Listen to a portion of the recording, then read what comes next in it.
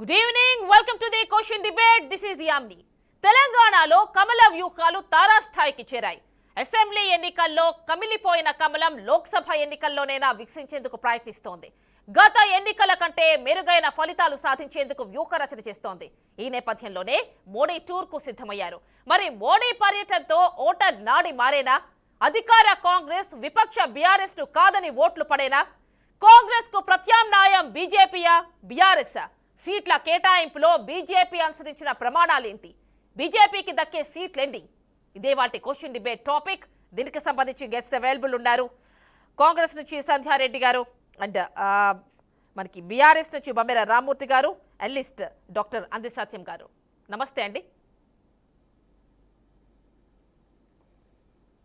ఓకేనండి, first of all Congress దగ్గరికి వెళ్దాం. సంధ్యారెడ్డి గారు నమస్తే అండి. నమస్తే అండి. సంధ్యారెడ్డి గారు, ఇప్పుడు మీరు చూస్తున్నారు, మీరైతే ఆల్రెడీ గవర్నమెంట్లో ఉన్నారు, స్టేట్లో. మరి next MP elections, Lok Sabha elections, ఈ టైంలో ఎలాంటి జాగ్రత్తలు తీసుకుంటున్నారు? ఎందుకంటే ఇప్పుడు మనం చూస్తున్నాం బీజేపీ చాలా పట్టు బిగిస్తున్నట్టుగా తెలుస్తోంది. ఎందుకంటే ఎవరు బీఆర్ఎస్ నుంచి బయటకు వస్తున్న వాళ్ళు ఆపరేషన్ ఆకర్ష్ లాగా కనిపిస్తోంది, అట్రాక్ట్ చేసే ప్రయత్నం చేస్తున్నారు. అఫ్ కోర్స్ మీరు కూడా. బట్ ఇప్పుడు బీజేపీకి ఎంత కలిసి వచ్చే అవకాశం ఉంది ఈ ఎంపీ ఎలక్షన్స్ లో? అందరికి గుడ్ ఈవినింగ్ అండి. అంటే ఇప్పుడు ఎలక్షన్ లో వచ్చినాయి కాబట్టి సరే బీఆర్ఎస్ పార్టీ పని అయిపోయిందని మనం ఆ రోజే చెప్పినాము. అంటే దాదాపుగా కనీసం బీఆర్ఎస్ పార్టీ పని అయిపోయిందని గవర్నమెంట్ వచ్చిన తర్వాత ఒక 70-80 రోజులు కూడా రాలేదు. మరి నాయకులంతా మరి 10 సంవత్సరాలు అధికారంలో ఉన్న పార్టీల నుంచి అందరు కూడా పక్క పార్టీల చూపు చూస్తున్నారు. అది ప్రజలకు మరి ప్రజలు నిర్ణయించుకుంటారు. సో ఎనీవే ఏదైనా కూడా ఈరోజు ఎన్నికల సమయం కాబట్టి మరి ఎవరి ఎజెండా వాళ్ళకు ఉంటది. సరే ఇది జాతీయ పార్టీలు కాబట్టి మరి వెళ్తుండొచ్చు. కానీ నేను ఒకటైతే అడగదలుచుకున్నానమ్మా, ఈరోజు ఏదో పట్టు మరి అదే వాళ్ళు ఇప్పుడు మరి అసెంబ్లీ ఎలక్షన్ లా మేము అన్ని గెలుస్తాం అని కూడా చెప్పిండు. సరే మరి అది అప్పుడు ఏం జరిగిందో ఇప్పుడు ప్రజలందరూ తెలుసు. గతంలో 4 ఎంపీలు ఉన్నారు. గతంలో 4 ఎంపీలుగా ఉండి తెలంగాణ రాష్ట్రంలో వాళ్ళు బీజేపీ పార్టీ ఏం చేసింది అనేది ప్రజలకు ముందు చెప్పాలి. మేము 4 కేంద్ర మంత్రులు ఉన్నారు, మరి కిషన్ రెడ్డి గారు కూడా చెప్పాలి. తెలంగాణ రాష్ట్రానికి స్పెషల్ నిధులు ఏమైనా తెచ్చిండ్రా, లేకపోతే తెలంగాణ రాష్ట్రానికి మేము ఇది చేసినాం. ఒక గిరిజన యూనివర్సిటీ కూడా తేలేకపోయిండ్రు. అంటే మేము ప్రకటించినాం కానీ రాష్ట్ర ప్రభుత్వము మాకు సహకరించలేదని చెప్పిండ్రు. ఇక అది సరే వాళ్ళిద్దరు ఒకరి మీద ఒకరు చెప్పేసుకొని ఒకరి మీద ఒకరు చెప్పుకున్నారు తప్ప పసుపు బోర్డు అన్నారు. పసుపు బోర్డు ఒక 5 years బ్యాక్ కవిత చెప్పినప్పుడు ఇష్టం అని చెప్పి ఆమె అమయంలో రాలేదు. అరవింద్ గారు మాత్రము మరి మాట దక్కించుకున్నారు. అది తెలంగాణ వ్యాప్తంగా కానీ పార్టీలకు అతీతంగా అందరూ హర్షం వ్యక్తం చేసిండ్రు.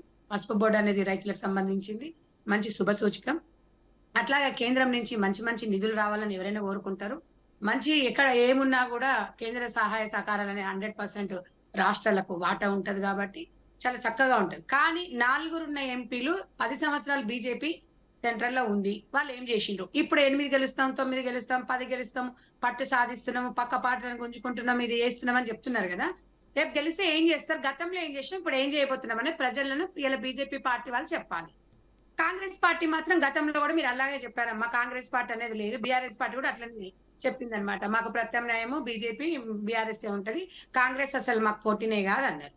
మరి ఇలా వాళ్ళు చెప్పుకోవాలి, అసలు కాంగ్రెస్ పోటీలో ఉందా, బీజేపీ ఉందా, బీఆర్ఎస్ పార్టీ ఉందా? బీఆర్ఎస్ పార్టీ అనేది చూసిండ్రు కదా, ఒక్క 60-70 రోజులు 100 రోజులు కూడా కాలేదు. ఇలా ఏ రకంగా తయారైపోయింది ఈ రోజు బీఆర్ఎస్ పార్టీ అనేది చూడాలి. అహంకారం అనేది మనిషికి పనికిరాదు. కాంగ్రెస్ పార్టీ 10 సంవత్సరాలు ప్రతిపక్షంలో ఉన్నా కూడా చెక్కు చెదరలేదు, చిరునవ్వు ఎక్కడ పోలేదు, ప్రజలలో ఉండిపోయినాం. అదే అహంకారం అనేది లేకుండా కాంగ్రెస్ కార్యకర్త ముందుకెళ్తారు. ఈ రోజు బీజేపీ పార్టీ వాళ్ళు సరే వాళ్ళు మరి మతతత్వాలకు చెప్పి ఓట్లు వేయించుకుంటారా, వాళ్ళకి ఏదో ఒక ఎజెండా పెట్టుకున్నారా? తెలంగాణ రాష్ట్ర మతాలు కులాలు దీనికి అన్నం పెట్టవమ్మా. ఎవరికైనా కూడా మనం ఏం చేస్తున్నాం అనే ఒక స్టాండ్ నుంచి మనం వెళ్లాల్సిన పరిస్థితి వచ్చింది.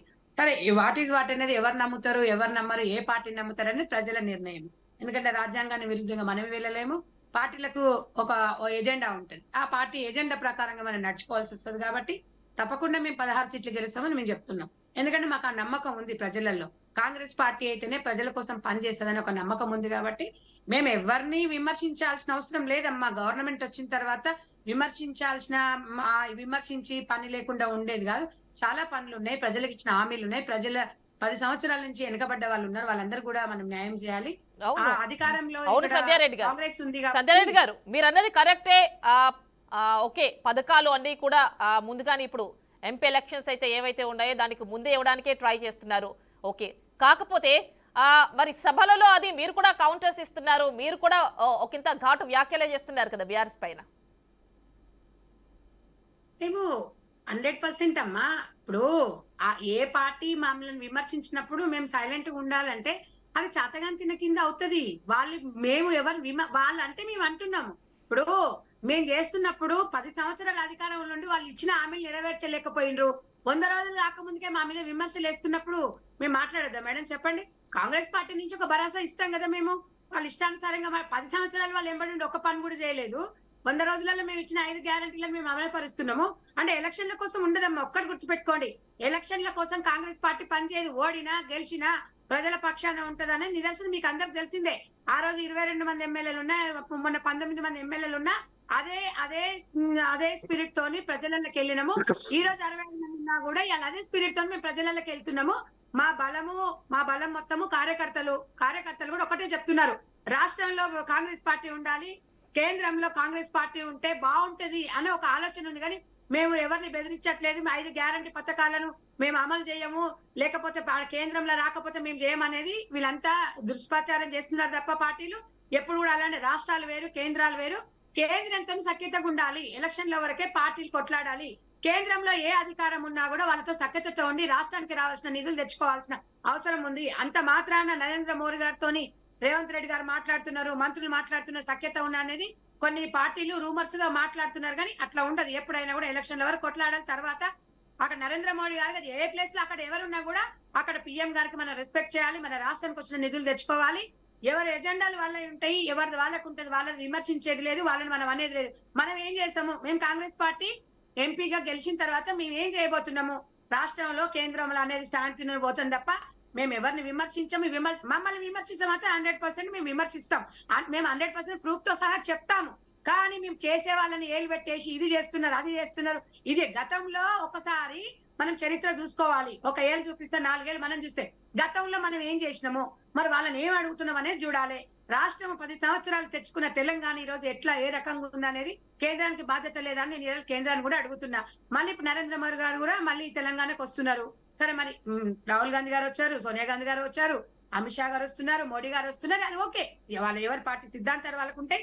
ఎవరైనా రాజ్యాంగం ప్రకారం ఎవరైనా రావచ్చు, ఎవరైనా ప్రచారం చేసుకోవచ్చు. కానీ ప్రజలు అడుగుతారు కాబట్టి ప్రజల పక్షాన మేము కూడా అడుగుతున్నాం. వస్తే ఏం చేస్తారు, గతంలో ఏం చేశారు అనేది తెలంగాణ ప్రజల పక్షాన మేము అడుగుతున్నాం. మేము కరెక్ట్ గా చెప్పాము. మేము రాష్ట్రంలో అధికారంలోకి వస్తే ఏం చేస్తాము, ఏం చేయబోతున్నాం అని చెప్పాము. ఇప్పుడు కూడా మేము ఎంపీ ఎలక్షన్ లో కూడా మేము ఏం చేయబోతున్నాం కూడా చెప్పినాం. ఇక మరి దానికి వాళ్ళు బీజేపీ వాళ్ళు స్పందించాలి. ఎందుకంటే గతంలో మనకు రావాల్సిన నీళ్లు మోడీ గారు చాలా టైమ్స్ మన తెలంగాణకు వచ్చారు. ఇక ఏమైనా మాట్లాడితే ఇప్పుడు రోడ్లు అంటుండొచ్చు, అదే తెలంగాణకు ప్రత్యేకంగా రోడ్లు అంటే ఏముండవు, జాతీయ రహదారులు ఉన్నాయి కాబట్టి దాని విస్తరణ పెరగవచ్చు. కానీ ఇంకా మంచివి ఉన్నాయి. తెలంగాణ రాష్ట్రంలో 4 ఎంపీలు గెలిచి వాళ్ళు ఏం చేయలేకపోయింది అనేది ప్రజలలో మాత్రం ఉంది. ఇప్పుడు ఏం చేస్తారు? మళ్ళీ ఇప్పుడు అధికారంలో బీజేపీ వస్తుంది అంటున్నారు. మొన్నటి వరకు కూడా రాష్ట్రంలో అసలు కాంగ్రెస్ పార్టీ ఊసేలేదని చెప్పిండ్రు. కేసీఆర్ గారు అన్నారు, ఇలా బీజేపీ వాళ్ళు కూడా అన్నారు. అసలు రాష్ట్రంలో బీజేపీ వాళ్ళు కూడా చెప్పారు, కాంగ్రెస్ తో మాకు కాదండి, మేము బీఆర్ఎస్ లతోనే మాకు ఉంటది, వాళ్ళు మేమే ఉంటామా అన్నారు. ఈ రోజు పరిస్థితి ఎట్లా ఉంది మీరు ఒక్కసారి ఆలోచించాలమ్మా. ఎందుకంటే ఇలా కేంద్రంలో బీజేపీ పార్టీ ఉండి ఎంతసేపటికి రామము జేమము ఇవన్నీ మతాలు, తర్వాత దేవుడు, ఇవన్నీ ప్రతి ఒక్కరికి ఇవి కాదమ్మా. ఇది ఎవరికి మతం అనేది, ఎవరికి మతాలు కులాలు ఇవన్నీ ఎవరికి ఏం 4 ముద్దలు ఏం పెట్టదు. మనం ఏం చేయబోతున్నాం, ప్రజలకు ఏ రకంగా చేస్తున్నాం అనేది. రామ మందిర నిర్మాణం కావచ్చు సంధ్యారెడ్డి గారు, రామ మందిర నిర్మాణం కావచ్చు, ఏదైతే సిఏఏ ఉందో ఇది కావచ్చు, ఇవన్నీ కూడా బీజేపీ పుంజుకోవడానికి చాలా ఉపయోగపడిందని చెప్పి బీజేపీ నేతలే అంటున్నారు. ఇప్పుడు రామ మందిరం అంటే రామ మందిరం, రాముడు ఒకటి బీజేపీ వాళ్ళకి సంబంధించిన వ్యక్తి కాదు కదమ్మా. రామునికి చరిత్ర ఉందమ్మా, రామునికి చరిత్ర ఉంది. రాముడు అంటే ఎలా ఆయన ఒక మగవాళ్ళకి ఒక ధీటుగా ఒక సత్య, ఇప్పుడు ఆయన ఎట్లా అంటే రాముడు అంటే ఒక భార్య లేకున్నా కూడా ఆయన భార్య ప్లేస్ లో కూడా ఎవరిని ఊహించుకోకుండా రాముడు లాంటి ఆదర్శ పురుషుడు అంటారు. ఆదర్శ పురుషుడుగా ప్రతి లేడీ కూడా రాముడు లాంటి భర్త దొరకాలి అనుకుంటారు. రాముని అందరం పూజిస్తామమ్మా, బీజేపీ పార్టీ కాదు, అది మన సిద్ధాంతము. 100% ప్రతి ఒక్కరు రాముని ఎందుకు పూజిస్తాం? సీతారాముల కళ్యాణం ఎందుకు అవుతుందమ్మా? ఫస్ట్ సీతారాముల కళ్యాణం అయిన తర్వాతనే మిగతా కార్యక్రమాలు స్టార్ట్ చేస్తాం. దేవుణ్ణి మనము ముందర పెట్టుకొని మనం భిక్షాటేసుకొని మేము ఇది కట్టినాం మేము అది కట్టినాం కాదు. ఎవరు డబ్బులతో కట్టిరా, ఎవరితో సొంత నిధులు కాదు, ఇలా ప్రజలది అని గవర్నమెంట్ సొమ్ము కట్టిండ్రా, లేకపోతే ఇంకో ట్రస్ట్ పైసలు కట్టిండ్రా, ఏది కట్టిరా, లేకపోతే నరేంద్ర మోడీ గారు ఇంట్లో నుంచి ఇచ్చిండ్రా, లేకపోతే అమిత్ షా గారు ఇచ్చిండ్రా, లేకపోతే కాంగ్రెస్ ఇచ్చిందని కాదు. దేవుడు బొమ్మ పెట్టుకున్నంత మాత్రాన గాల్లో దీపం పెట్టేసి దేవుడా ఇది పోవద్దు అని అంటే ఇది ఎట్లా సాధ్యమవుతుందమ్మా? ఎప్పుడైనా ఎవరి మతం వాళ్ళకు ఉంటది. బైబిల్లోళ్ళకు ముస్లింస్ కి ముస్లిం దేవుడు ఉంటాడు, క్రిస్టియన్ వాళ్ళు ఉంటారు, తెలుగులకు రాముడు ఉంటాడు, వెంకటేశ్వర స్వామి ఉంటాడు. దాన్ని పెట్టుకొని మేము రామ మందిరం కట్టినాము మాకే ఓట్లు వస్తాయంటే సంగీతానికి చింతకాయలు రాలుతాయమ్మా? మీరు చెప్పుకోవద్దు, అది మన ప్రజలు గమనించాలి, అవసరం లేదు. సంధ్యారెడ్డి గారు, చెప్పండి. మనకి బీఆర్ఎస్ నుంచి కూడా బమ్మెర రామ్మూర్తి గారు ఉన్నారు, వారితో కూడా ఒకసారి మాట్లాడదాం. నమస్తే అండి రామ్మూర్తి గారు. రామ్మూర్తి గారు, ఇప్పుడు తెలంగాణలో ఇప్పుడు వినిపిస్తోందండి, లోక్సభ ఎలక్షన్స్ కి మీకు ప్రత్యామ్నాయం బీజేపీ అనుకోవచ్చా? బీజేపీ సరే, మేడం గారు చాలా, సంధ్యారెడ్డి గారు కాంగ్రెస్ అభిమాని కాబట్టి, కాంగ్రెస్ కార్యకర్త నాయకురాలు కాబట్టి, సరే ఆమె మేడం చెప్పేంత వరకు ఆమె కష్టాలు చెప్తా ఉంటారు. కానీ సత్యం గారు గొప్ప అనాలిసిస్టు, ఆయన ఈ రోజు చెప్పాలి. నాకు తెలిసినంత వరకు ఈ రోజు మోడీ గారు రేపు పర్యటన, బడేబాయ్ వస్తుంటే మోడీ గారు కాంగ్రెస్ బీజేపీ నాయకుడు, ఒక చోటాబాయి రేవంత్ రెడ్డి గారు స్వాగతం పలుకుతాడు గొప్పగా.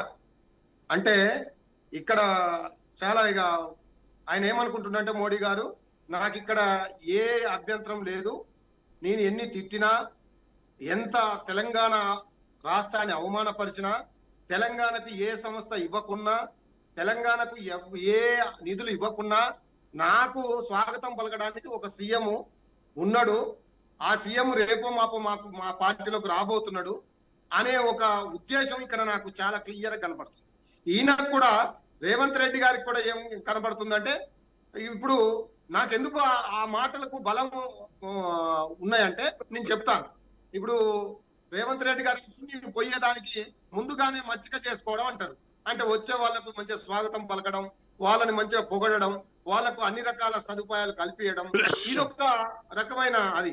అంటే ఎందుకంటున్నారంటే, బీజేపీ నాయకుడు లక్ష్మణ్ గారు, బీజేపీ నాయకుడు కిషన్ రెడ్డి గారు, ఏకనాథ్ సిండే ముఖ్యమంత్రి అవుతున్నాడు అని అంటే ఇప్పటి వరకు ఏ విషయంలో కూడా ఎక్కడ కూడా ఏ సందర్భంలో కూడా ఖండించలేదు.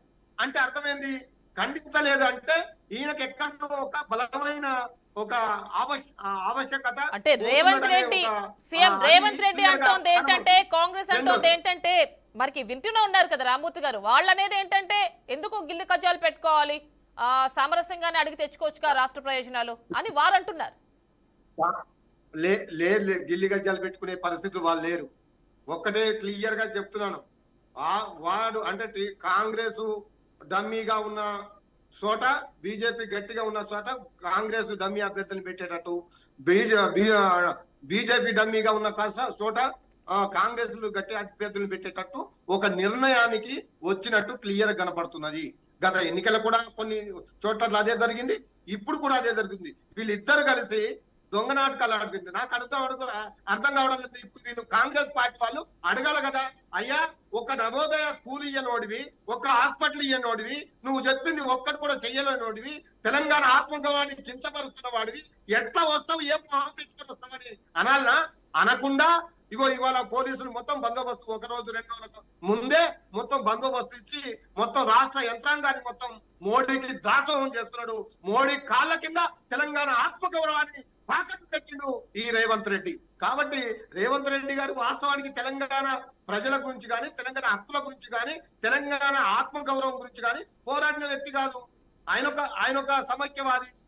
తెలంగాణ రాష్ట్రం ఒక పక్క వస్తుంటే సమైక్య రాష్ట్రం కోసం పోరాటాలు చేసిన వ్యక్తి అతను.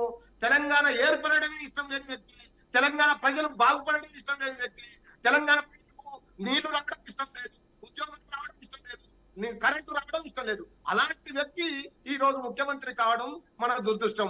అందుకే ప్రజలకు అర్థమైంది ఇప్పుడు. అంటే మీరు ప్రజలకు కూడా అర్థమై ప్రజలు అంటే ఏమనుకుంటారంటే తెలంగాణ రాష్ట్ర సాధన సమయంలో బయట పెట్టాలని కొంత సమయం అనుకుంటున్నారు. టీడీపీతో మీరు కూడా ఉన్నారు కదా, ఆ టైంలో మరి రేవంత్ రెడ్డి అందులోనేగా ఉంటా, వాళ్ళకి ఇష్టం లేదని అంటున్నారు కదా ఇప్పుడు. అంటే టీడీపీతో ఎప్పుడు కేసీఆర్ గారు టీడీపీతో తలదాన్ని ఆయన రాజీనామాలు చేసి వచ్చి పార్టీ పెట్టి తెలంగాణ రాష్ట్ర ఏర్పాటు కోసం పోరాడి 14 సంవత్సరాలు సాగు నోట్లో దాకపోయి తెలంగాణ సాధించిన ధీరుడు కేసీఆర్. అంతకంటే దమ్ము ఇంకెవరు కట్టినదా? ఏ పార్టీలో ఎవరు కట్టినదా? ఇదే రేవంత్ రెడ్డి గారు ఎవరైనా రాజకీయాల కోసం అన్నా కాకుండా ఈ రాష్ట్రం ఏర్పడ్డదంటే అది కేసీఆర్ గారి పుణ్యమే అని రేవంత్ రెడ్డి గారు మరి ఆ అన్నారు. సిద్ధాంతాలకే ఎవరన్నా కట్టుబడి కట్టాలంటే ఉండాలి మనం కదండి. ఏం చేస్తాం? అంటే మరి ఆ సిద్ధాంతాలకే కట్టుబడి ఉండాలి కదా అప్పట్లో. కేసీఆర్ అదే సిద్ధాంతాలకు ఏదైతే టిఆర్ఎస్ ఆర్ బిఆర్ఎస్ ఈ సిద్ధాంతాలకే పార్టీ సిద్ధాంతాలకే కట్టుబడి ఉండాలి కదా. మరి అప్పట్లో రాజీనామాలు చేసేవారు కదా. మీ సంఖ్య తక్కువ ఉన్నప్పటికీ కూడా రాజశేఖర రెడ్డి టైంలో భయపెట్టేవారు మీరు. మరి ఇప్పుడు ఎందుకు సిద్ధాంతాలు పక్కన పెడుతున్నారు అని ప్రశ్నిస్తున్నారు. తెలంగాణ హక్కుల కోసం, తెలంగాణ ఆత్మగౌరవం నిలబడడం కోసం, తెలంగాణ ఔన్నత్యాన్ని చాటుకోవడం కోసం దేనికైనా పడే ఏకైక సంస్థ అది బీఆర్ఎస్ పార్టీ. అవును, అప్పట్లో అన్నారు గొంగళి పురుగునైనా ముందు పెట్టుకోవడానికి రెడీ అని కామెంట్స్ చేస్తున్నారు. కాకపోతే మరి ఇప్పుడు ఏం చేస్తున్నారు? నాకు అర్థం కాదు. అంటే అప్పట్లో కేసీఆర్ కామెంట్ చేస్తున్నారు తెలంగాణ ప్రయోజనాల కోసం, తెలంగాణ స్టేట్ తెచ్చుకోవడం కోసం ఎంతటి స్థాయికైనా వెళ్తా, గొంగళి పురుగును కూడా ముద్దు పెట్టుకోవడానికి నేను సిద్ధం అన్న కామెంట్స్ చేశారు కదా. మరి ఎందుకు ఇప్పుడు పక్క పార్టీల ఎవరైతే లీడర్స్ ఉన్నారో వాళ్ళని ఆకర్షించే ప్రయత్నం చేస్తున్నారు? ఇది మీ సిద్ధాంతం కాదు కదా. కేసీఆర్ గారు ఆ రకంగా దాదాపు 46 పార్టీలను ఒప్పించండు. తెలంగాణ వద్దన్న పార్టీ ఒప్పించి తెలంగాణ రాష్ట్రం సాధించిన నేత ధీరుడు కేసీఆర్ గారు కదా. దీంట్లో శేషభిషాలు లేవు కదా.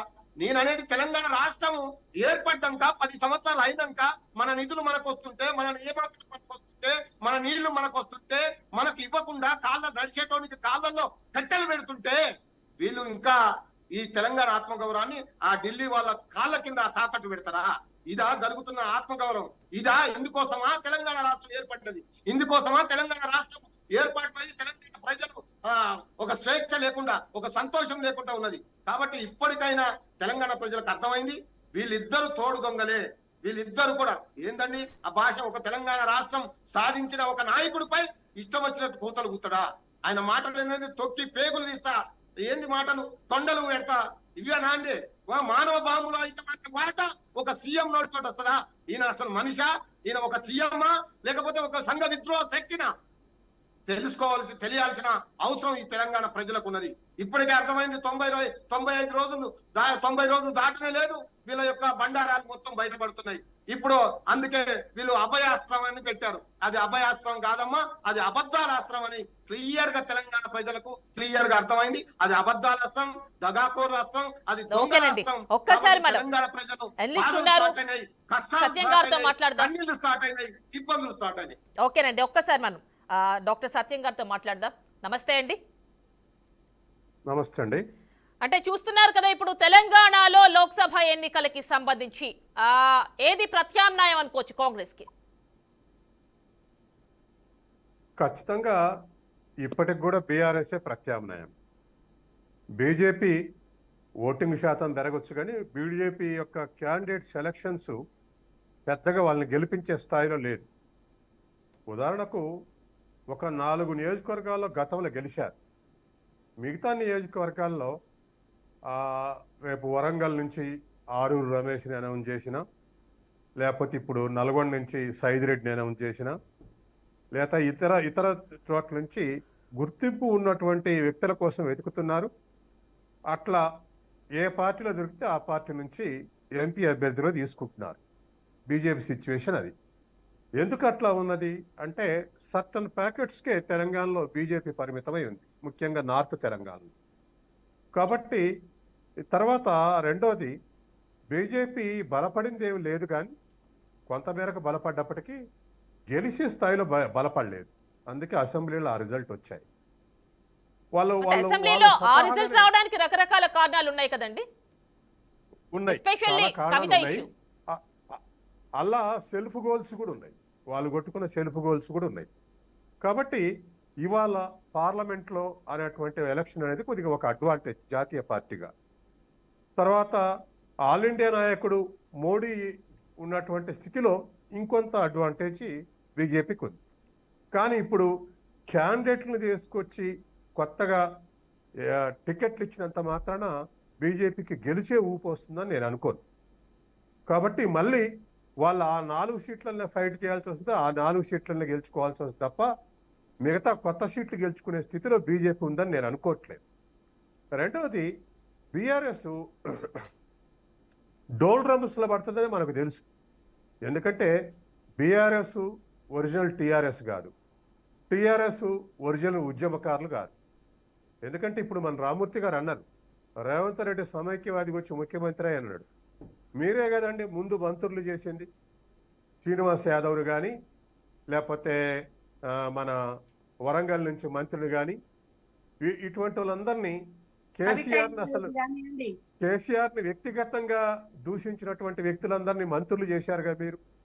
మీరు మంత్రులు చేస్తే వాళ్ళు ముఖ్యమంత్రిని చేశారు. మీ ఇద్దరికి పెద్ద తేడా ఉంది. అసలైన ఉద్యమకారులు సగం మంది బయట ఉండిపోయారు, బయట నుంచి వచ్చిన వాళ్ళు కేసీఆర్లో మంత్రివర్గంలో మంత్రులు అయిపోయారు. కాబట్టి మీరు ఒకరినొకరిని దూషించుకోవటం అనవసరం. అవాళ తెలంగాణ ఉద్యమం నాడు ఎవరు ఏ పార్టీ స్టాండ్ ఉంటే ఆ పార్టీ స్టాండ్ ప్రకారం వాళ్ళు మాట్లాడారు. కాబట్టి ఎర్రబెల్లి దయాకర్ రావు తప్పు చేశాడు, శ్రీనివాస్ యాదవ్ తప్పు చేశాడు, రేవంత్ రెడ్డి తప్పు చేశారు అంటే వాళ్ళందరూ తెలుగుదేశంలో ఉన్నారు, అందుకే అట్లా మాట్లాడారు. ఇవాళ వాళ్ళని తీసుకోవటం వల్ల ఇవాళ తెలంగాణ ఇమేజ్లో మార్పు వచ్చిందని నేను అనుకోవట్లేదు. రానున్న కాలంలో ఇవాళ ఈ పోటీ తెలంగాణ అంశం అనేది చర్చనీయాంశం కాదు. రేపు పార్లమెంట్ ఎలక్షన్లో జాతీయ అంశమే నేషనల్ ఎజెండానే చర్చనీయాంశం. కాబట్టి జాతీయ అంశమైన చర్చనీయాంశం అయితే, లేదా ఇండియా కూటమి లేదా ఎన్డీఏ కూటమి చర్చనీయాంశం అయితే, లేదా కాంగ్రెస్ ఎజెండా లేదా బీజేపీ ఎజెండా అయినా చర్చనీయాంశం అయితే. బీఆర్ఎస్కు ఉన్నటువంటి డిసడ్వాంటేజ్ ఏమిటంటే ఇవాళ రోజు ఇంకొంతమంది పోతారు, బీఆర్ఎస్ నాయకులు పోతూనే ఉంటారు.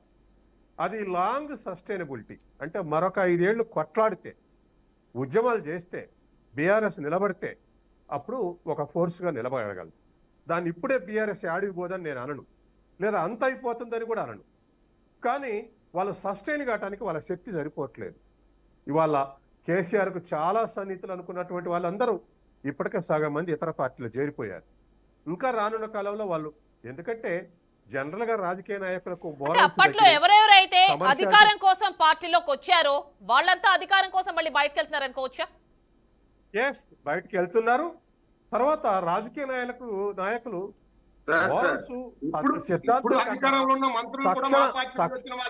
తక్షణ లాభం కోసం వెంటనే పార్టీలు మారుతా ఉన్నారు. కేసీఆర్ ప్రిఫరెన్స్ ఇచ్చి గ్రో చేసినటువంటి నాయకులు కూడా పార్టీ మారుతున్నారు. అంటే 5 ఏళ్ళు వాళ్ళకు ఉండే ఓపిక లేదు, ఏ పార్టీ వాడికి ఆ ఓపిక లేదు. మనం స్ట్రగుల్ చేద్దాం, సస్టైన్ చేద్దాం, పార్టీ కోసం నిలబడదాం అనేటటువంటిది మనకు ఎతికిన కనపట్లేదు గత వారం రోజులుగా. కాబట్టి ఇవాళ ఉన్నటువంటి పార్లమెంట్ ఎలక్షన్స్ సీన్లో అసలు బీజేపీ ఒక 5 ఏళ్లుగా 4 ఏళ్లుగా ప్రాంతీయ పార్టీలు ఈ దేశానికి అరిష్టం, ప్రాంతీయ పార్టీలు అరిష్టం అని చెప్పేసి బాగా దాడులు చేసేది. దాంతో పొత్తు పెట్టుకున్నటువంటి అస్సాంలో ఏజీపీ, ఉత్తరప్రదేశ్లో బీఎస్పీ, గోవాలో గోవంతక్ పార్టీ, ఇటువంటివన్నీ సీన్ మించి డిజపియర్ అయిపోయినాయి. ఇప్పుడు ఇండియా కూటమి అనగానే అదేదో బలపడుతుంది అనుకుని తను కూడా మళ్ళీ ఎన్డీఏను రీఆర్గనైజ్ చేసింది. అందుకని ఇవాళ ఆంధ్రప్రదేశ్లో తెలుగుదేశంతో పొత్తన్నా, లేకపోతే తెలంగాణలో మరొక ప్రాంతీయతో పొత్తన్నా, అది కేవలం ఇతర కాంగ్రెస్కు వాళ్ళు దొరకకుండా ఉండటం కోసం పొత్తు పెట్టుకుంటారు తప్ప వాళ్ళు సైద్ధాంతికంగా పొత్తు పెట్టుకోవట్లేదు. వాళ్ళు ప్రాంతీయ పార్టీలకు వ్యతిరేకం. కాబట్టి రాష్ట్రాలన్నీ కొనారెళ్ళిపోతున్నాయి వాళ్ళ వలన. ఇది వాళ్ళ సిద్ధాంతం. అట్లే మొన్న ఇండియా కూటమి పుట్టేంత వరకు వాళ్ళ అభిప్రాయాలు అట్టే ఉన్నాయి. కాబట్టి ఇవాళ బీజేపీ వాస్తవానికి స్టేట్ వైడ్ నెట్వర్క్ లేదు. బీజేపీకి 4 పార్లమెంటు లేదా 25 అసెంబ్లీ స్థానాల్లో వాళ్ళకు పార్టీ నెట్వర్క్ ఉంది. దాన్ని బేసిస్ చేసుకొని విస్తరించాలనే ప్రయత్నం చేస్తుంది. అది బీజేపీ చేసే ప్రయత్నం, తప్పు కాదు. కానీ ఇవాళ ఇతర పార్టీ నాయకులు తీసుకొని నిలబెడితే గెలిచే స్థాయిలో బీజేపీ లేదు తెలంగాణలో. కాబట్టి ఆ శాతం ఓటింగ్ షిఫ్ట్ చేసి ఇప్పుడు నల్గొండ నుంచి సైదిరెడ్డి నిలబెడుతున్నారు, హుజూర్నగర్ కాంపోనెంట్ లో ఆయన కూడా సిట్టింగ్ ఎమ్మెల్యే అయితే కొంత ఫాలోయింగ్ ఉంటుంది. ఓడిపోయిన తర్వాత ఆ ఫాలోయింగ్ కూడా డిస్టర్బ్ అవుతుంది. కాబట్టి ఒక వ్యక్తిని మార్చడం వల్ల బీజేపీ పార్టీగా ఇమేజ్ తోటి ఓటింగ్ పెరగాల్సిందే తప్ప వ్యక్తులు తీసుకొచ్చి పెట్టుకోవటం వల్ల ఓటింగ్ పెరగదు. కానీ వాళ్ళకు గుర్తింపు పొందిన నాయకులు లేరు.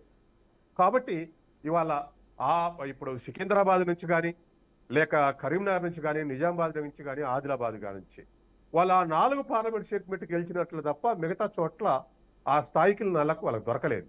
మెదకులో రఘునందన్ రావు దొరికితే నిలబెట్టారు, నల్గొండ లేడు, ఆల్టర్నేటివ్ లేడు, అందుకే సైదిరెడ్డి నిలబెట్టారు. రేపు వరంగల్లో కూడా అదే పరిస్థితి. కాబట్టి ఇట్లా చేసుకొచ్చి నిలబెట్టడం వల్ల బీజేపీకి ఒక క్యాండిడేట్ గుర్తింపు రికగ్నిషన్ అవసరం. కానీ గెలిచే స్థాయికి వాళ్ళ ఓటింగ్ షిఫ్ట్ అయ్యేటువంటి అవకాశం తెలంగాణలో లేదు. తెలంగాణ పీపుల్ జనరల్గానే స్ట్రగుల్ పడినటువంటి పీపుల్, అటు స్వాతంత్రోద్యమంలో, ఆ తర్వాత తెలంగాణ సాయుధ పోరాటంలో, ఆ తర్వాత ప్రాంతీయ ఉద్యమంలో స్ట్రగుల్ పడినటువంటి ప్రజలు. అంత తేలికగా షిఫ్ట్ గారు, ఎవరో పిలిపియగానే షిఫ్ట్ గారు మిగతా స్టేట్ లెక్క. కాబట్టి వెంటనే బీజేపీ గెలిచేంత షిఫ్ట్ అయ్యేటువంటి అవకాశం లేదు. బీఆర్ఎస్ లో ఓటింగ్ తగ్గే అవకాశం ఉంది. ట్రెండ్స్ అవుపడతా ఉన్నాయి.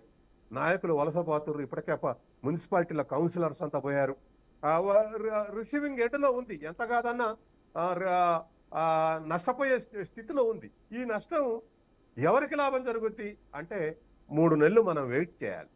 ఎందుకంటే జనం ఎవరిని మెచ్చుతున్నారు, ఎవరు ఏ ఇష్యూస్ ని అట్రాక్ట్ చేస్తున్నారు. మనం అసెంబ్లీ ఎలక్షన్లు చెప్పుకున్నాగా, 15 రోజుల ముందల్లే 6 గ్యారంటీలు నమ్మారు ప్రజలు. కాబట్టి కాంగ్రెస్ అధికారం రాకపోతుందని రాకముందే అనుకున్నాం మనం. కాబట్టి ఇవాళ కూడా పార్లమెంట్ ఎలక్షన్లో ప్రజలు ఎవరిని నమ్మబోతున్నారు, ఏ గ్యారంటీస్ నమ్మబోతున్నారు, లేదా ఏ పార్టీ అధికారంలో వస్తే దేశం సెక్యూరిటీ ఉంటుంది. రేపు క్యాండిడేట్లు కూడా ఎమర్జీ కావాలి, సీట్లు ఎమర్జీ కావాలి, పొత్తులు తేలాలి. ఇవన్నీ తర్వాత మనం రాష్ట్రంలో ఎవరు గెలవబోతున్నారో చెప్పొచ్చు. ఇప్పుడున్న పరిస్థితుల్లో బీఆర్ఎస్ ని వీకెండ్ చేయడానికి 2 పార్టీలు విశ్వ ప్రయత్నం చేస్తున్నాయి. అది వాస్తవం. బీజేపీ నుంచి మనకి దినేష్ కులాచార్ గారు మనకు అందుబాటులో ఉన్నారు, వారితో మాట్లాడదాం. దినేష్ గారు నమస్తే అండి. జై శ్రీరామన్, చెప్పండి. ఇప్పుడు లోక్సభ ఎలక్షన్స్ వస్తున్నాయి, మనం మాట్లాడుకుంటున్నాం తెలంగాణ ఇష్యూకి సంబంధించి. మరి తెలంగాణలో బీజేపీ ప్రత్యామ్నాయం అవుతుందా కాంగ్రెస్ కి, బీఆర్ఎస్ కి? మేడం, వారు ఇంతకుముందు ప్యానలిస్టులు మాట్లాడుతున్నట్టు ఈ రాష్ట్రంలో, ఈ దేశంలో భారతీయ జనతా పార్టీ నరేంద్ర మోడీ నాయకత్వంలో మొన్న ఎన్నికల్లో గల్లీలో ఎవరున్నా ఢిల్లీలో మాత్రం నరేంద్ర మోడీ అని ప్రజలందరూ విశ్వసిస్తున్నారండి. మొన్నటి ఎన్నికల్లో కూడా వారన్నట్లు మేం చేసిన కొన్ని మిస్టేక్సా లేకపోతే ఏదో తెలియదు, ప్రజలు ఏ నిర్ణయం చేశారు. లాస్ట్ 4 years నుంచి ఈ రాష్ట్రంలో అప్పుడు అధికారంలో ఉన్న బీఆర్ఎస్ మీద పోరాడింది బీజేపీ కార్యకర్తలు, వాళ్ళ మీద ఉద్యమం చేసింది బీజేపీ కార్యకర్తలు. ఎక్కడ కూడా కాంగ్రెస్ పార్టీ లేకుండే. చివరిగా కర్ణాటక ఎన్నికలు అయిన తర్వాత ఇక్కడ కొంతమంది, అంటే సోషల్ మీడియా కావచ్చు, ఏదన్నా కావచ్చు, వాళ్ళు చేసిన ప్రచారంతో, లేదు మాలో జరిగిన చిన్న చిన్న తప్పుల వల్ల అడ్వాంటేజ్ తీసుకొని రాష్ట్రంలో 70 సీట్లు దాటే పరిస్థితుల్లో భారతీయ జనతా పార్టీ ఇలా 8 సీట్లకు వచ్చిన కారణము, ప్రజలు ఈ ప్రాంతంలో కాంగ్రెస్ పార్టీకి అధికారం ఇద్దాము, ఎందుకంటే టీఆర్ఎస్ పార్టీని ఓడగొడదామన్న మనస్తత్వంతో ప్రజలు ఓటేశారు. దాన్ని మేము స్వీకరించాము. కానీ ఢిల్లీ ఎలక్షన్స్ వచ్చేటలకి మీరు గత పార్లమెంట్ ఎన్నికల్లో 5 సంవత్సరాల కింద జరిగిన పార్లమెంట్ ఎన్నికలు తీసుకుంటే అంతకుముందు బీజేపీకి అసలు డిపాజిట్లు కూడా రాలేదు. చాలా స్థానాలలో, చాలా స్థానాలు కాదు, 100 పై చీలుకలో డిపాజిట్ రాలేదు. కానీ పార్లమెంట్ ఎన్నికలు వచ్చేటలకే 4 పార్లమెంట్ స్థానాలతో పాటు చాలా దగ్గర గట్టి ఫైట్ ఇవ్వడం జరిగింది. ఈ రోజు జరుగుతున్న ఎన్నికలు ఇవి కేవలం ఒక అధికారం కోసం, ఒక ప్రధానమంత్రి సీటు కోసం కాదండి, ఈ దేశ భద్రత కోసం. ముఖ్యంగా ఇక్కడున్న ఎవరైతే ఇండి కూటమి అని చెప్పి ఆ ఒక కూటమి పెట్టుకొని వాళ్ళు ప్రయత్నాలు చేస్తున్నారు, వాళ్ళు ఇవాళ చూడండి తమిళనాడులో జై శ్రీరామ్ నిషేధించే పరిస్థితికి వస్తున్నారు. అంటే ఈ దేశము లౌకికవాదానికి ఇది ఉందని చెప్పే వాళ్ళందరూ కూడా ఇవాళ మాట్లాడలేని పరిస్థితి ఉంది. ఇవాళ భారతదేశంలో ఉన్న ప్రతి నియోజకవర్గం అండి, ఈ ఒక నియోజకవర్గం కాదు, ప్రతి నియోజకవర్గం కూడా నరేంద్ర మోడీ గారు ప్రధానమంత్రి కావాలని చెప్పి ఓటేస్తున్నారు. మిగతా పార్టీలకు ఎవరికి కూడా ప్రధానమంత్రి క్యాండిడేట్ లేరు. మిగతా పార్టీలకు ఒక సిద్ధాంతం లేదు. వాళ్ళు కేవలం అధికారం కోసం ప్రయత్నం చేస్తున్నారు. కాంగ్రెస్ పార్టీ వాళ్ళు రాహుల్ గాంధీనా ఇంకెవరినో ప్రధానమంత్రి చేయాలనే తాపత్రయంతో వాళ్ళు ప్రయత్నం చేస్తున్నారు.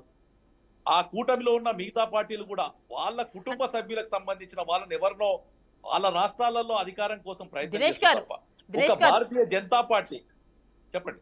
అంటే ఇక్కడ ఒక క్వశ్చన్ అండి, ఎందుకు మీ పార్టీలో చాలా సంవత్సరాలుగా ఉన్న వాళ్ళని కాదని బయట నుంచి వస్తున్న వాళ్ళకి టికెట్స్ ఇస్తున్నారు? మేడం, మా ఫస్ట్ లిస్ట్ చూడండి. ఎవరిని మేము ఎక్కడి నుంచి ఇస్తున్నాము మీ అందరికి కూడా వాస్తవాలు తెలుసు. ఈ రోజు రాష్ట్రంలో భారతీయ జనతా పార్టీ ఏ రకంగా బలపడ్డది, భారతీయ జనతా పార్టీకి ఏ రకంగా ఓటింగ్ ఉంది, ఈ మధ్యలో అసెంబ్లీ ఎలక్షన్ దాటిన తర్వాత ఈ 100 రోజులలో నరేంద్ర మోడీ నాయకత్వం ఎందుకు కావాలి అని చెప్పి ప్రజలు విశ్వసిస్తున్నారో అన్ని కూడా స్పష్టంగా అవుతున్నాయి. రాజకీయ పార్టీగా గెలిపే లక్ష్యంగా పనిచేస్తుంది పార్టీ అనేది. మేము అసెంబ్లీ ఎలక్షన్లో మేము ఇలాంటి కార్యక్రమాలు చేయం. కానీ ఇప్పుడున్న పరిస్థితుల్లో పార్లమెంట్ అంటే ఆ పార్లమెంట్లో ఉన్నట్టు ఇంతకుముందు డాక్టర్ గారు సత్యం గారు మాట్లాడినట్టు వారు ఏం చెప్పారు, అక్కడ ప్రజల్లో గుర్తింపు ఉన్న నాయకుడి కోసం అని చెప్పారు. పార్టీ అన్ని ఆలోచించి పార్టీ అన్ని రకాలుగా చేసుకొని, ఎందుకంటే నరేంద్ర మోడీతో పాటు కొంత ఖమ్మం, నల్గొండ ఈ ప్రాంతాలలో రాజకీయ పరిస్థితి కూడా మనం అర్థం చేసుకోవాలి. అక్కడ ఉన్న రాజకీయ పరిస్థితులు అవి కమ్యూనిస్టు ప్రాంతాలు, కమ్యూనిస్టు ఉన్న ప్రాంతాలుగా ఉండే కొంచెం వాళ్ళందరూ కూడా ఏదో మేమేదో అంటే దేశభక్తులు ఉన్నా కానీ వారు వన్ సైడ్ రాజకీయాలు చేసే వాళ్ళు ఉండేది. కానీ భారతీయ జనతా పార్టీ ఆలోచించేది, ఈరోజు చేర్చుకున్న వాళ్ళని ఆలోచించేది భారతీయ జనతా పార్టీ నాయకులు లేక కాదు, గెలుపు లక్ష్యంగా చేసుకొని. ఎందుకంటే ఈ ప్రాంతంలో ప్రజల అవసరాలు తీర్చాలంటే, ప్రజలకు సంక్షేమ పథకాలు ఇంకా మంచిగా అందాలంటే రేపు కేంద్ర ప్రభుత్వం నుంచి చాలా అంటే స్కీమ్స్ ఇక్కడ మనం ఒకటి ఈ చూసుకోవచ్చు. రాష్ట్రానికి ఏమి ఇచ్చింది అది చెప్పండి. ఈ దినేష్ గారు, రాష్ట్రానికి ఏమి ఇచ్చింది 10 దినేష్ గారు. సంవత్సరాల అధికారంలో? దినేష్ గారు, ఇక్కడ ఒక అంశం ఒక్క అండి. నిమిషం ఆగమ్మా, ఒక్క నిమిషం ఆగమ్మా. నువ్వు 10 ఏళ్ళు చేసింది ఈ రాష్ట్రానికి ఇల్లు కట్టకుండా అడ్డుపడ్డది బిఆర్ఎస్ ప్రభుత్వము. ఇలా మీరు ఎగురితే ఎలానమ్మా? ప్రభుత్వం తించేసి మిమ్మల్ని ఇంకా కూడా మీకు ఇంకా లేకుండా మాట్లాడుతున్నారు. మీ కేసీఆర్ అదే మాట్లాడుతుడు, మీ కేటీఆర్ మీరు కూడా అది మాట్లాడితేంది? నేను ఇప్పుడు ఒప్పుకున్నాను, మాలో జరిగిన మిస్టేక్స్ కూడా ఒప్పుకున్నాను. మా పార్టీ పరిస్థితి ఏం చెప్పాను, మా పార్టీ కార్యకర్తల ఆత్మస్థైర్యం ఏం చెప్పాను. మేము మీతో కొట్లాడాం. ఊర్లో పెన్షన్ పోయింది మా బీజేపీ కార్యకర్తలకు, మా బీజేపీ సీఎం రిలీఫ్ ఫండ్ ఇవ్వలేదు, మీరు కళ్యాణ లక్ష్మి చెక్కులు ఇవ్వలేదు, పోలీస్ కేసులు పెట్టారు. ఇవాళ మీ మీద కేసులు పెడుతుంటే మీకు నిన్న మాజీ ముఖ్యమంత్రి కేసీఆర్ గారు బాధపడుతున్నారు. ఆ రోజు మీరు బీజేపీ కార్యకర్తలు ఎంతమంది లోపలేశారు చెప్పండి. ఇవాళ మాట్లాడుతున్నారు. ఇంకా మీరు అధికారం పోయిందమ్మా, మీకు ప్రజల అధికారం ఇంకా 5 ఏళ్ల దాకా మీకు రాదు. ఆవేశపడకండి టీఆర్ఎస్ వాళ్ళు, మీరు ఆలోచించి మాట్లాడు. 10 ఏళ్ళు ఏం చేశాడా, ఏం చేశాడని అడిగాడు. ఒక్క నిమిషం ఆగమ్మా, చెప్తా ఏం చేశాడు. ఇంట్లో బియ్యం ఇస్తుంది నరేంద్ర మోడీ, ఇంట్లో సిలిండర్ ఇస్తుంది నరేంద్ర మోడీ, ఇంట్లో బాత్రూమ్ కట్టించింది నరేంద్ర మోడీ, ఇంటి బయట మోరి కట్టించింది నరేంద్ర మోడీ, ఇంటి బయట సిమెంట్ రోడ్ వేసింది నరేంద్ర మోడీ, వీధి దీపం పెట్టించింది నరేంద్ర మోడీ. నీ యొక్క పల్లె వనం, నీ యొక్క ప్రకృతి వనం, అలాగే శ్మశాన వాటిక, గ్రామ పంచాయతీ, రైతు భవనం, చివరికి నా రైతన్న పండించే పంటకు ఇవన్నీ మీరు అధికారం ఉన్న రాష్ట్రాలలో ఎక్కడ ఇవ్వలేదండి మరి? ఏంటండి ఇక్కడే అయింది అంటే కారణం ఎవరు? మీరు అధికారంలో ఉన్న రాష్ట్రాలలో ఎక్కడ ఇవి లేవు కదా. ఎవరు చెప్పారమ్మా? ఎవరు చెప్పారన్నా? ఒక్క నిమిషం అండి. Back to the question debate. ఈ రోజు మన టాపిక్ కాంగ్రెస్ బీఆర్ఎస్ లకు బీజేపీ ప్రత్యామ్నాయం కాబోతోందా ఈ లోక్సభ ఎలక్షన్స్ టైంలో. సో ఇదే ఈ రోజు మన టాపిక్. ఒక్కసారి కాంగ్రెస్ నుంచి సంధ్యారెడ్డి గారితో మాట్లాడదాం. సంధ్యారెడ్డి గారు, అంటే ఇప్పుడు మీరేవైతే పథకాలు ఇస్తున్నారో ఈ టైంలో, ఎస్పెషల్లీ గ్యాస్ సిలిండర్ 500 రూపాయలకి గ్యాస్ సిలిండర్ కావచ్చు, ఇంకా రకరకాలు 200 యూనిట్ల కరెంట్ కావచ్చు, అండ్ ఫ్రీ బస్ కావచ్చు, ఇవన్నీ కూడా అంటే ఇది మీ కాంట్రిబ్యూషన్తో జరుగుతోందా లేకపోతే కేంద్ర ప్రభుత్వం ఇస్తోందా? ప్రజలకు ఒక క్లారిటీ కావాలి కదా.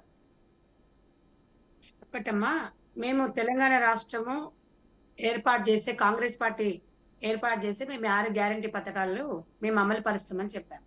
ఒకటే మేము చెప్పినాం, గతంలో కేంద్ర ప్రభుత్వం కూడా రాష్ట్ర ప్రభుత్వం నుంచి కేంద్ర ప్రభుత్వాలు గ్యాస్ ను ఒకటేసారి 900, 1100 వరకు పెంచుకుంటూ పోయింది. రాఖీ పండుగ సందర్భంగా ఒక 200 రూపాయలు తెలంగాణ ఆడపడుచులకు మోడీ గారు డిస్కౌంట్ ఇచ్చారనమాట. ఇప్పుడు 900 ఎంతో చేంజ్ ఉంది.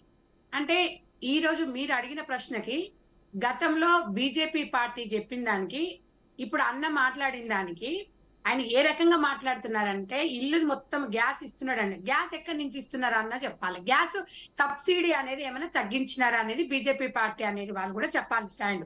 తర్వాత వచ్చేసి ఇప్పుడు ఈ రోజు పాపం అన్నగారు చాలా బీజేపీ పార్టీ నుంచి ఇన్ని చేస్తున్నారని చెప్తున్నారు కదా.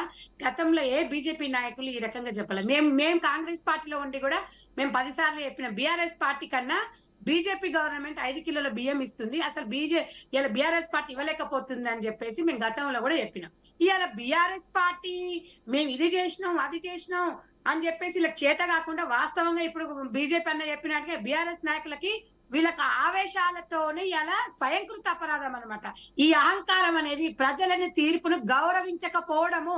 ప్రజాస్వామ్యంలో ఒక రాజ్యాంగం అంటే మీకు అసలు ఒక భయము భక్తి అనేది లేదు, ప్రజలంటే ఒక గౌరవం లేకుండా ఇప్పుడు కూడా మీకు తెలంగాణ ప్రజలు ఇంత చేసినా కూడా కర్రగాల్చి వాత పెట్టినా కూడా మీరు ఇంకా కూడా మీరు అట్లా ఆగకపోతే ఎవ్వరు ఏం చేయలేరన్నా. మీరు ఇందాక ఒక మాట మాట్లాడిండ్రు, రేవంత్ రెడ్డి గారు స్వాగతం పలుకుతున్నారంటే కేసీఆర్ లాగా పంచాయతీలు పెట్టుకోడు, ఇల్లు కజ్జాలు పెట్టుకొని కేంద్రంతో సంస్కారం లేని కేసీఆర్ ఇవాళ మా రేవంత్ రెడ్డి గారికి తెలంగాణ పక్షాన ఒక సీఎం హోదాలో ఉండి ఒక ప్రైమ్ మినిస్టర్ తెలంగాణకు వస్తున్నప్పుడు 100% గౌరవించాల్సిన బాధ్యత మన పైన ఉంది. ఇలా రేవంత్ రెడ్డి బిడ్డ పెళ్లికి విలువలేదు, ఆయన కొడుకు పెళ్లి లేకపోతే వాళ్ళ చుట్టాల పెళ్లికి విలువలేదు, కార్పొరేట్ పంచట్లేదు. మీరు అది ఆలోచించాలి. మీకు ఎట్లా సంస్కారం లేదన్నా, మాకుంది సంస్కారం. తెలంగాణ ప్రజల తరపున 100% మేము మోడీ గారిని గౌరవిస్తాము. మీరు ఎలక్షన్స్ అప్పుడు నేను ఇందాకనే చెప్పిన, ఎలక్షన్లప్పుడు ఎజెండా వేరు, మనం గెలిచిన తర్వాత మోడీ మన బీజేపీ గవర్నమెంట్ కానీ ఇలా కాంగ్రెస్ గవర్నమెంట్ కాదు, ప్రైమ్ మినిస్టర్ ఎవరైనా రెస్పెక్ట్ చేయాలి. మీకు ఎట్లా కర్త క్రియ కర్మ ఎవడు లేడు మీ దాంట్లో. ఇప్పుడు మిగిలింది ఎవరు మిగులుతారు? మేము అదే చెప్పినాం, ఆ 5 తప్ప ఎవడుండాడు బీజేపీ బీఆర్ఎస్ పార్టీలో. ఆ బీఆర్ఎస్ పార్టీలో ఆ 5 కూడా తెలంగాణలో జైళ్లలోనే ఉంటారు. మీరు చూడండి ఇవాళ రేవంత్ రెడ్డి గారు ఏం చేసిండని చెప్పేసి ఇవాళ అట్లా మాట్లాడుతున్నారు మీరు. ఏమన్నా లిక్కర్ దందా చేసిండా, లేకపోతే ఏమన్నా ఇరిగేషన్ డిపార్ట్మెంట్ లో కోట్లు ఏమన్నా దండుకున్నాడా, లేకపోతే బాత్రూమ్ కడిగేటోళ్ళని తీసుకొచ్చి ఇవాళ యాదగిరిగుట్ట దగ్గర భూములు ఏమైనా లాక్కున్నారా, లేకపోతే ఇవాళ ఏమైనా పాస్పోర్ట్ దందాలు చేసి ఏమైనా కోట్లు సంపాదించినాడా? ఎందుకు భయపడతాడండి? ఇలా తెలంగాణ బేషరత్గా ఇలా ఒక సీఎం హోదాలో ఉండి మనం గౌరవించాలి. మీరు వయసు కాదు, మీకెట్లా మీ అధ్యక్షునికి మీ పార్టీ ఉద్యమ నాయకుడికే అసలు ఒక సీఎం గారంటే ఒక రెస్పెక్ట్ లేదు. ఏదా రాజా తదా ప్రజా. అంటే సంధ్యారెడ్డి గారు మీరే కామెంట్స్ చేస్తున్నారు, రేవంత్ రెడ్డి కామెంట్స్ చేస్తున్నారు సీఎం అని చెప్పి వారు అంటున్నారు ఇంతకు ముందు. నేను ఒక్కటే చెప్తున్నాను, మీరు రేవంత్ రెడ్డి గారు ఇంకా పిసిసి అధ్యక్షులుగా కొనసాగుతున్నారు. మేడం గారు మీరు ఒకటి ఈ పాయింట్ కూడా తెలంగాణ ప్రజలకు మీ టీవీ తరపున మేము చెప్తున్నాము. సీఎం హోదాలో ఉన్నప్పుడు సీఎం హోదా మాట్లాడతారు. బీజేపీ ఇవాళ ఇంకా పిసిసి అధ్యక్షుడు కొనసాగుతూ పిసిసి అధ్యక్షుడు అంటే తెలంగాణకి 100% కౌంటర్ ఇవ్వాల్సిన పరిస్థితి ఎలా రేవంత్ రెడ్డి గారికి ఉంటది. ఎందుకు అంటే ఇలా సీఎం ఉన్నప్పుడు సీఎం గానే మాట్లాడతారు, పిసిసి అధ్యక్షుడు ఉన్నప్పుడు తప్పకుండా ఒక అధ్యక్షుడికి ఏ రకంగా సమాధానం చెప్పాలంటారు. ఇలా అసెంబ్లీలో ఉన్నప్పుడు రేవంత్ రెడ్డి గారికి మీరు ఎందుకు విలువ ఇవ్వట్లేదు? ఎందుకు మీ కేసీఆర్ గారు ఎందుకు అసెంబ్లీలో అడుగు పెట్టట్లేదు? మీ ఇష్టానుసారంగా ఎందుకు మాట్లాడు? తెలంగాణ ప్రజలకు తెలియదా? ఆ రోజు తెలియదా? అరే ఒక్కసారి మీరు 80 రోజులయ్యా 90 రోజులయ్యా అధికారం పోయి, అరే మీ పార్టీలు ఎవరన్నా ఇవాళ అందరూ ఎందుకు వలసలు పోతురయ్యా? నిజంగా మీ జాతిపిత అన్నారు కదా, జాతిపితను పట్టుకొని 5 సంవత్సరాలు ఎందుకు ఉండట్లేదు? ఎందుకు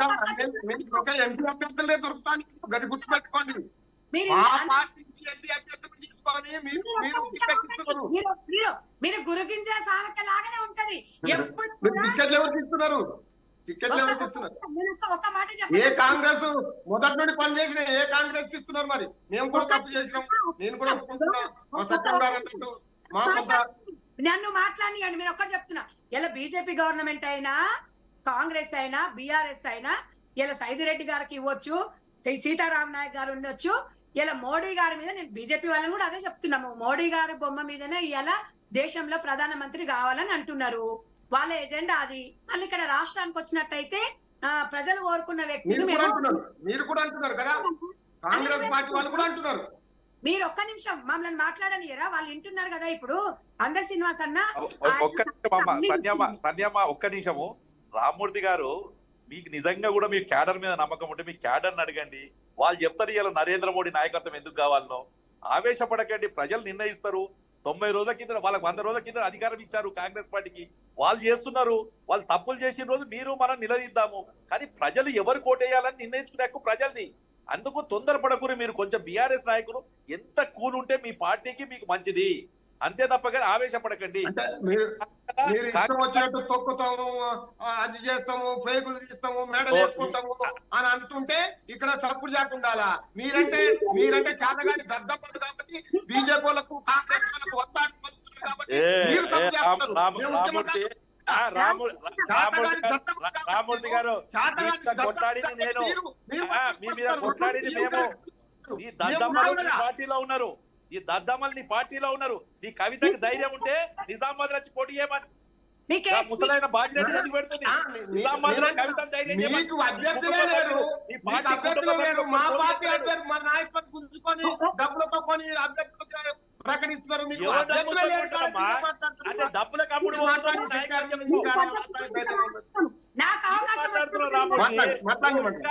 సంజయ్ రెడ్డి గారు మాట్లాడండి. దిగలే మీకు అధికార అహంకారం, దిగలే మీకు.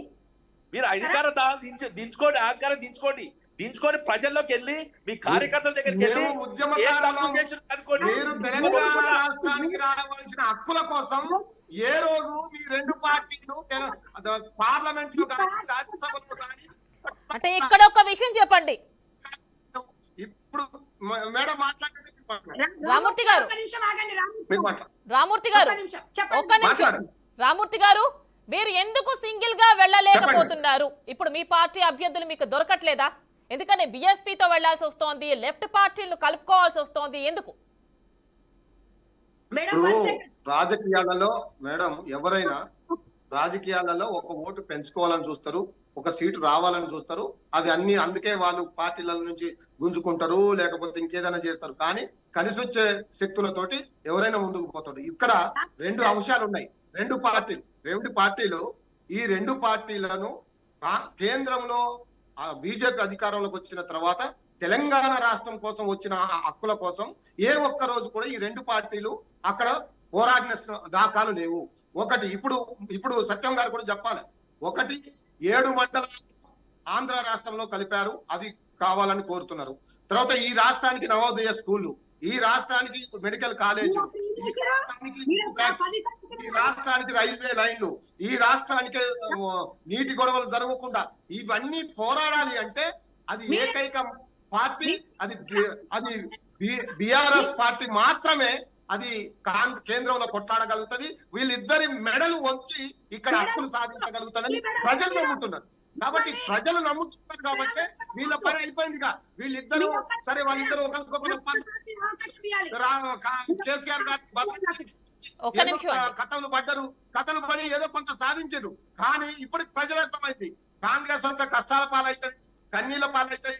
చెప్పండి సంధ్యారెడ్డి గారు. కరెంట్ రాదని ఏదైతే కేసీఆర్ గారు ఎన్నికలకు ముందు చెప్పిందో అవి స్టార్ట్ అయినాయి. ప్రజలు ఇప్పుడు ఆల్రెడీ తిరగబడడం స్టార్ట్ అయింది. వీళ్ళ యొక్క బండారం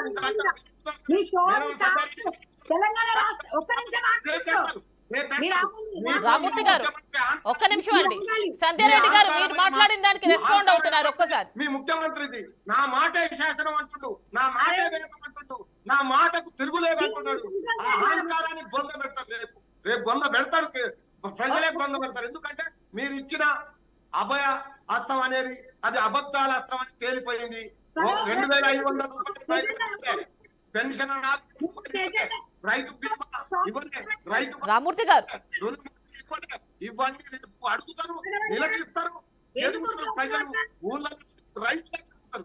ఉరికిచ్చి కొట్టి నేను మేడం నాకు ఒక అవకాశం ఇవ్వాలి, మాట్లాడండి. నేను ఒక్కటే ఏం చెప్తున్నా, మీరు మాట్లాడాలంటే మీకు అవకాశం ఇవ్వాలంటే ఈ తెలంగాణ రాష్ట్రం ఇప్పుడు 4 ఎంపీలు బీజేపీ వాళ్ళు గెలిచారు, ఏం తెచ్చారు ఈ రాష్ట్రానికి అని అడిగితే ఏం చెప్పగలుగుతారు? వీళ్ళు ఏం లేదు, మేమే ఏం చెప్పారు? ఈ రాష్ట్ర మనోబలాల కోసం, ఈ హక్కుల కోసం కేసీఆర్ గారు ఒక్కడు కష్టపడుతున్నాడు తప్ప ఎవరైనా ఈ రాష్ట్ర మనోబలాల కోసం ఆలోచిస్తున్నారా? ప్రజల హక్కుల కోసం ఇక్కడ సంస్థ వస్తే బాగుపడుతుంది, వ్యవస్థ వస్తే బాగుపడుతుందని ఏ ఒక్క పార్టీ ఒక్క టీఆర్ఎస్ తప్ప. రామూర్తి గారు మేడం నేను ఒక్కటి చెప్తాను, నేను ఒక్కటి చెప్తాను. అందర్ శ్రీనివాస్ అన్న ఎందుకు చెప్తాడు? మీరు టిఆర్ఎస్ పార్టీ బిఆర్ఎస్ పార్టీ 10 సంవత్సరాల అధికారంలో ఉండి మీరు మెడల్ వంచి తీయండి అని అందర్ శ్రీనివాస్ అన్న ఎందుకు చెప్తాడు? అన్న శ్రీనివాస్ అన్న ఏమన్నా రాజకీయాలలో మీలాగా పదవులు అనుభవించిందా? మీలాగా ఏమన్నా దోసుకొని తిన్నాడా? ఒక్కటి అడుగుతున్నా, 10 సంవత్సరాల అధికారం నుండి కేంద్రం మెడల్ ఎందుకు మీరు వంచలే? ఆయన ఎందుకు వంచుతాడు? నీకు చేతగాక, మీకు దమ్ము ధైర్యం లేక. ఆగండి ఒక్క నిమిషం, ఒక్క 1 సెకండ్. ఉంచాం కాబట్టి మోడీ వస్తే ఇక్కడ నల్ల వెల్లుల్లి మేము వ్యతిరేకించినాం. నీ పర్యటన నువ్వు తెలంగాణ ఆత్మగౌరవాన్ని అవమానిస్తున్నావు. అని మేము ఎదుర్కొన్నాం. మీరు ఎక్కడ ఎదురుకోరు. మీరు ఇప్పుడు స్వాగతం పలుకుతారు, కాళ్ళు మొక్కుతున్నారు. మేడం ఒక్క నిమిషం. మొక్కండి మొక్కండి. ఎట్లా మీ ఏక్నాథ్ సిండే అవుతుండని అంటున్నారు కదా, లక్ష్మణ్ గారు అన్న మాట లేదు కదా. రామూర్తి గారు ఒక్క నిమిషం అండి, సంధ్యారెడ్డి గారు ఒక్కసారి రెస్పాండ్ అవుతున్నారు. ఒక్క నిమిషం. ఇవాళ బిఆర్ఎస్ పార్టీ తొందరపడి ముందే కోయిల కూసిందన్నట్టుగా ఇవాళ అసెంబ్లీ ఎలక్షన్లనేమో 2 నెలలు ముందే అందరివి ప్రకటించింది. మరి ఇప్పుడు ఎందుకు మరి ఎంపీలు దొరుకుతలేరు? పైసలు మావే, మా అభ్యర్థి మాదే, ప్రచారం మాదని ఎవరు దొరుకుతలేడుగా మీకు ఎంపీలు. మరి ఇంతకు ముందు మరి అసెంబ్లీ ఎలక్షన్ ఒక్కటే మీరు అది ఆలోచించాలి. ఇవాళ మీ క్యాండిడేట్ ఎవరున్నారు? 5 మిగులుతారు చూడండి అన్న. నువ్వు ప్రచారం ఈ రోజు టీవీలో మాట్లాడుతున్నావు కదా, మీ క్యాండిడేట్స్ కాదు, ఒక్క క్యాండిడేట్ దొరుకుతలేడు. 25 మంది మా కాంగ్రెస్ బీఆర్ఎస్ పార్టీ నుండి మీ కాంగ్రెస్ లోకి వచ్చి ఇప్పుడు మంత్రులు కూడా 3-4 అయ్యారు. అది మీకు అర్థం కావట్లే. రేపు కూడా మేము తీసుకుంటాం, గెలుస్తాం ఖచ్చితంగా. మా సత్తా ఏంటో బీజేపీ ప్రకటించింది, మరి మీరెందుకు ప్రకటించలేదు? ఇవాళ మీరు అన్నారు కదా అందరికన్నా ముందే మేము ప్రకటించినాం. మరి మీ కేసీఆర్ గారు ఫామ్ హౌస్ లో కూర్చుండు కదా పర్మనెంట్ గా, మరి ఎందుకు క్యాండిడేట్ లేరా మీకు? ఆల్రెడీ 10 సంవత్సరాలు పాలించిరుగా, మరి వాళ్ళందరినీ ప్రకటించాలిగా, మళ్ళీ ఎందుకు ప్రకటించట్లేదు? తెలంగాణ ప్రజలు ఒక్కటన్నా, నువ్వు ఎంత చించుకున్నా ఇంకా 4 రోజులు అయితే నువ్వు కూడా పక్క పాటలో పోవాల్సిందే, గిల్ల కూర్చున్నాడు గిల్ల రావాల్సిందే. ఎందుకు అన్న జర్ర ఆగన్నా? ఎందుకు? ఇగో ఒక్కటన్నా, అధికారం అనేది శాశ్వతం కాదు ఎవరికి. మీకైనా సంధ్యారెడ్డి గారు రామూర్తి గారిని ఒక్క క్వశ్చన్ రామూర్తి గారు, ఎందుకు ఇటీవలి కాలంలో అంటే ఈ అసెంబ్లీ ఎలక్షన్స్ తర్వాత మీరు ఇండియా కూటమిలో యాక్టివ్ గా లేరు? ఆన్సర్ ఏమైనా ఇవ్వగలుగుతారా? అంటే మేము 2 పార్టీలకు దూరంగా ఉన్నాము. ఈ 2 పార్టీలు ఈ రాష్ట్రంలో తోడు దొంగలై, చీకటి దోస్తులై, ఒక దుర్మార్గంగా కేసీఆర్ గారిని బదనాం చేయడానికి కుట్రలు పండుతున్నాయి. ఇక్కడ ఈ రాష్ట్రానికి రావాల్సిన ఏ హక్కుల కోసం కూడా ఈ 2 పార్టీలు ఎక్కడ కూడా పనిచేయలేదు. మేము ధర్నాలు రాష్ట్రంలో చేసినా, కేంద్రంలో ఢిల్లీలో చేసినా ఎప్పుడు కూడా కాంగ్రెస్ సపోర్ట్ చేయలేదు. పార్లమెంట్ లో గొంతు మూగమయ్యేటట్టు గొడవ చేసిన ఎంపీలు, కాంగ్రెస్ ఎంపీలు ఎప్పుడు మాకు సపోర్ట్ రాలేదు.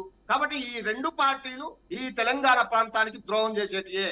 కాబట్టి తెలంగాణ హక్కులు సాధించాలంటే, తెలంగాణ గలం పార్లమెంట్ లో వినిపించాలంటే అది ఒకటే పార్టీ, అదే బీఆర్ఎస్ పార్టీ. ఆ బీఆర్ఎస్ ఎంపీలు గెలిస్తేనే మన హక్కులు సాధించాలి. సత్యం గారితో కూడా మాట్లాడదాం ఒక్కసారి. సత్యం గారు, రామూర్తి గారు టైం లేదు, సత్యం గారు కూడా మాట్లాడాలి ఒక్కసారి. టోటల్ గా మొత్తం డిస్కషన్ విన్నారు, చెప్పండి. ఇవాళ రాజకీయ పార్టీల తరపున వచ్చారు కాబట్టి వాళ్ళ పార్టీలు వాళ్ళు సమర్థించుకొని మాట్లాడటం సహజమే, కరెక్ట్ కూడా. కానీ వాస్తవాలు నేను కొన్ని చెప్పాలి కదా, తప్పదు. ఎనలిస్టుగా నన్ను వాళ్ళు తిట్టినా చెప్పాలి. ఏమిటంటే మొదట 5 ఏళ్ళు బీజేపీ గవర్నమెంట్ ఏ నిర్ణయం తీసుకున్నా బీఆర్ఎస్ సపోర్ట్ చేసింది. నోట్లు రద్దు చేసినా సపోర్ట్ చేసింది, జిఎస్టీ తీసుకొచ్చినా సపోర్ట్ చేసింది. ఇట్లా మేజర్గా ఈ స్టూడ్ ఫస్ట్ ఇన్ ఇండియా. ముఖ్యమంత్రిగా ఫస్ట్ మద్దతు తెలిపినటువంటి వ్యక్తి కేసీఆర్. అట్లా 5 ఏళ్ళు మద్దతు ఇచ్చారు.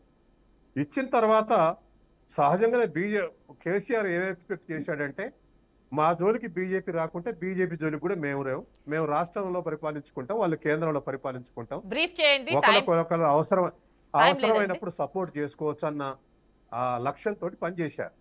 కానీ బీజేపీ దానికి ఆ పార్టీ ఈ పార్టీని కాకుండా బలం ఉన్నప్పుడే జాతీయ స్థాయిలో అన్ని రాష్ట్రాల్లో విస్తరించాలన్నటువంటి వ్యూహంతో పనిచేసుకుంటూ వచ్చింది. అక్కడ బీఆర్ఎస్ కు బీజేపీకి కాంట్రవర్సీ వచ్చింది. కాబట్టి రాష్ట్ర అభివృద్ధికి సహకరిస్తారనుకొని చేశాం, సహకరించలేదు కాబట్టి ఎదురు తిరుగుతున్నాం అని చెప్పేసి బీజేపీ దూరంగా నెట్టేసిన తర్వాత మాత్రమే బీఆర్ఎస్ విడిగా వ్యవహరించడం మొదలుపెట్టింది. రెండవది, కేసీఆర్ ఇక్కడ మాట్లాడకుండా ఉండి మేము శత్రువులు అని, ఢిల్లీ పోయి మాత్రం మా అబ్బాయిని ఆశీర్వదించండి అని అన్నాడని ప్రధానమంత్రి స్టేట్మెంట్ ఇవ్వడంతో బాగా డ్యామేజ్ జరిగింది ఎలక్షన్ల ముందల బీఆర్ఎస్ కు. మామూలు డ్యామేజ్ కాదు అది. ఒక ఏడాది మోడీ చేశాడు ఆ ఒక్క మాట తోటి.